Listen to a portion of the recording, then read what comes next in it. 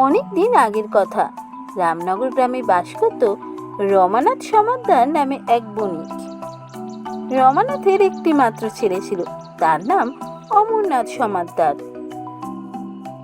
রমানাথের অর্থের কোনো অভাব ছিল না, ব্যবসায় তার ভালোই প্রতিপত্তি ছিল।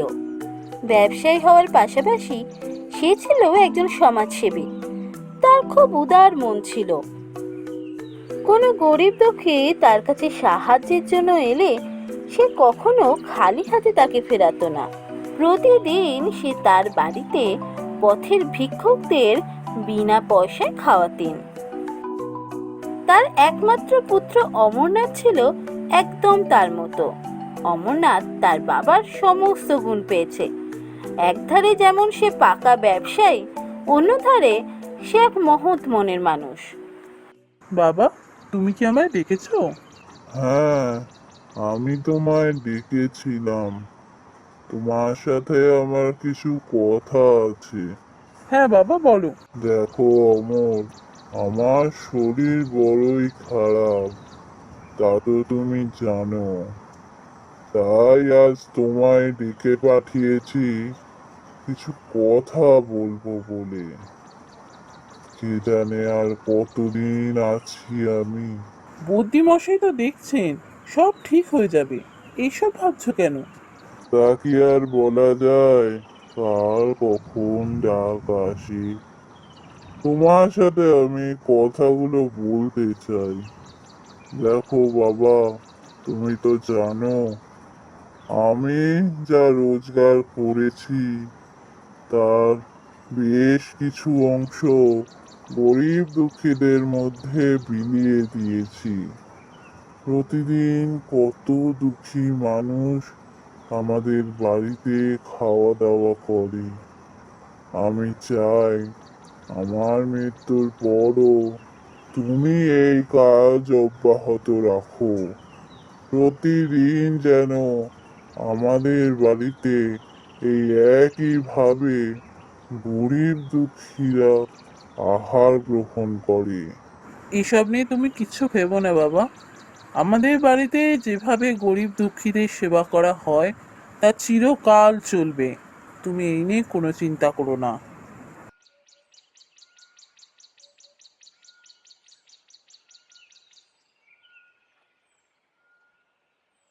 কিছুদিনের মধ্যেই রামনাথ মারা গেল। তার মৃত্যুর পর অমরনাথ তার বাবার কথা মতোই একইভাবে গরিব দুঃখীদের সেবা করে যেতে লাগলো।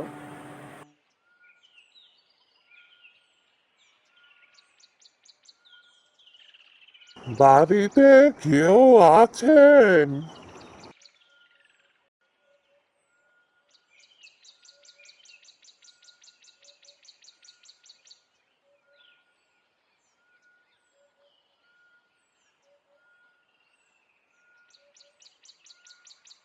কাকে চাই? রামনাথ বাবু আছেন বাড়িতে?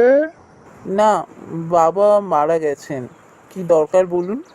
রামনাথ বাবু চলে গেলেন। এখন আমাদের মতো ভিখারিদের কি হবে?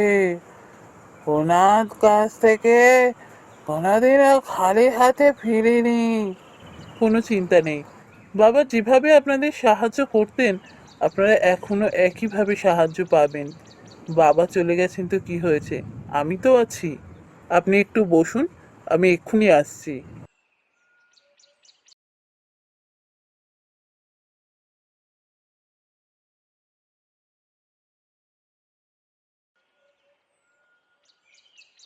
এভাবেই দিন কেটে যাচ্ছিল। হঠাৎ অমরনাথের এই সমাজ সেবা কাজে বাধা হয়ে দাঁড়ালো গ্রামের জমিদার। গ্রামের জমিদার সূর্যনারায়ণ চাটুর্যে ছিল খুব অত্যাচারী আর হিংসুটে জমিদার। একদিন কোনো এক গ্রামবাসী জমিদারের কানে তুলল অমরনাথের এই সমাজ সেবার কথা। একদিন কোনো এক গ্রামবাসী জমিদারের কানে তুলল অমরনাথের এই সমাজ সেবার কথা। কি বললি? প্রতিদিন এতগুলো লোককে খাওয়ায়? আগে হ্যাঁ হুজুর, আমি একদম সত্যি কথা বলছি। আপনার বিশ্বাস না হলে আপনি নিজেই গিয়ে দেখবেন, চলুন। এর কথা যদি সত্যি হয় তাহলে তো খুব বিপদ। এতগুলো লোককে খাওয়ায়, তার মানে এর প্রচুর টাকা পয়সা। গ্রামে কেউ আমার থেকেও বিত্তবান হবে, এ তো সহ্য করা যায় না। না, একবার আমায় গিয়ে দেখতে হচ্ছে। ঠিক আছে, যদি তোর কথা সত্যি হয় তাহলে অনেক পুরস্কার পাবি। এখন আয় তুই।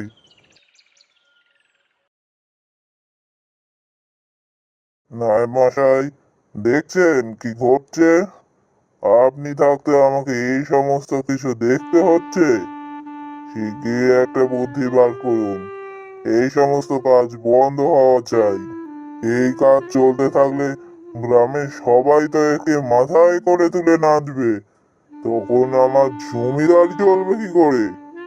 আগে কর্তা, আপনি যখন বলেছেন বুদ্ধি নিশ্চয়ই একটা বার করব। আপনি কিচ্ছু চিন্তা করবেন না, এই কাজ খুব শিগগিরই বন্ধ হবে।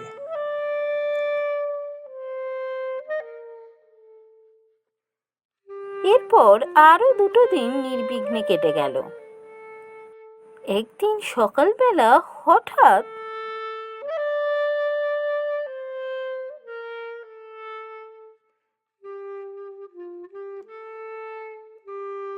বাবু বাবু, দেখবেন চলেন, কি হয়েছে দেখবেন চলেন। কেন, কি হয়েছে? বাবু গিয়ে দেখেন, কত লোক এসেছে আজ খাওয়ার জন্য। এত লোকে তো রান্না করিনি বাবু। তাহলে আরো রান্না চাপা, কেউ যেন অভুক্ত না থাকে, প্রত্যেকে যেন পেট ভরে খায়।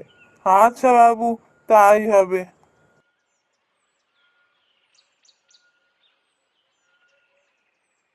অমরনাথের আদেশ মতো সবাইকে পেট ভরে খাওয়ানো শুরু হলো। কিন্তু সেদিন লোক আসা আর থামে না। বাবু, এবার কি করব? বাড়িতে সব চাল ডাল শেষ হয়ে গেল। ঠিক আছে, এক্ষুনি দোকানে যা, দোকান থেকে কিনে নিয়ে আয়। বাবু, দোকানে গিয়েছিলাম, দোকানে চাল ডাল কিছু নেই, সব শেষ হয়ে গেছে। ঠিক আছে, আর কতজন বাকি আছে? বাবু, আর যদি কেউ না আসে আজকের দিনটা হয়ে যাবে। অমরনাথ, ও অমরনাথ, কোথায় গেলে?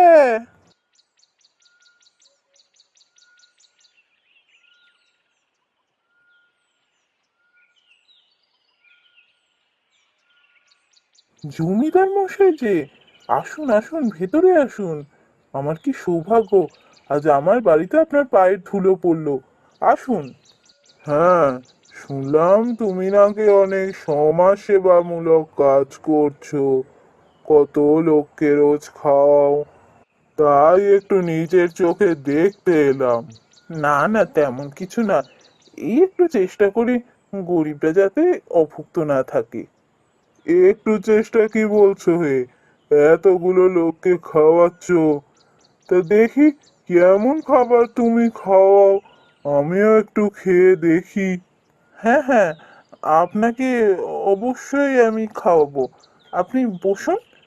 হ্যাঁ, জমিদার হিসাবে তো আমায় দেখতে হবে তুমি সবাইকে যেটা খাওয়াচ্ছ সেটা স্বাস্থ্যকর কিনা, সেটা খেয়ে কেউ অসুস্থ হচ্ছে কিনা। হ্যাঁ অবশ্যই, আপনি বসুন, আমি আপনার জন্য খাবার আনছি।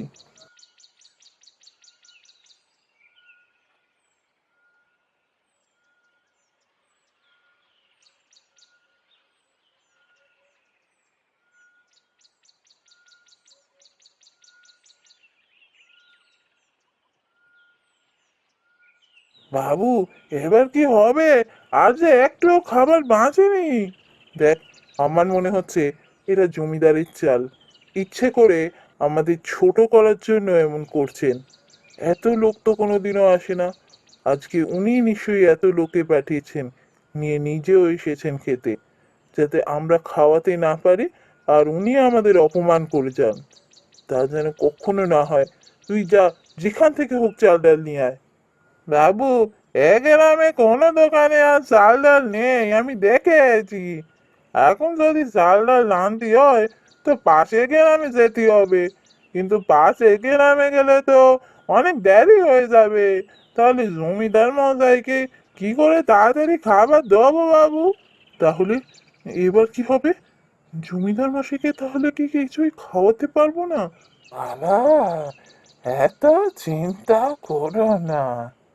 তুমি প্রতিদিন এতগুলো মানুষের এত উপকার করছো, তোমার কেউ ক্ষতি করতে পারবে না।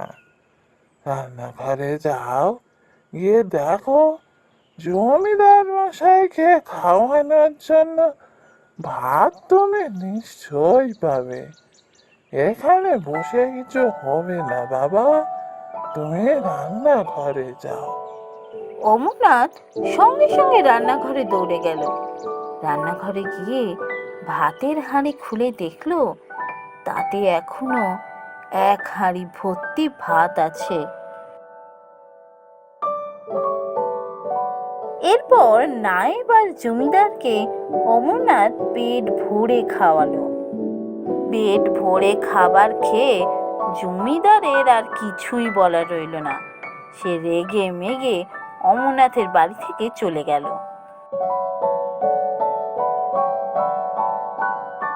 এরপর থেকে জমিদার মশাই আর কোনোদিনও অমরনাথকে বিপদে ফেলার চেষ্টা করেননি। আর অমরনাথও একইভাবে গরিবদের সেবা করে যেতে লাগলো।